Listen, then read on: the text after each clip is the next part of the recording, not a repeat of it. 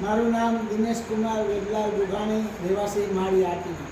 માળિયા હાટીનાની અંદર જલારામ મંદિરની અંદર સરસ મજાનો મટકી ફોડનો કાર્યક્રમ તેમજ કૃષ્ણ જન્મ ધામે ધૂમેથી ઉજવવામાં આવ્યો હતો. તેમજ બહેનોએ તથા ભાઈઓએ રાસ ગરબાની રમઝટ બોલાવી હતી. બોલો કૃષ્ણ કનૈયા લાલ કી જય.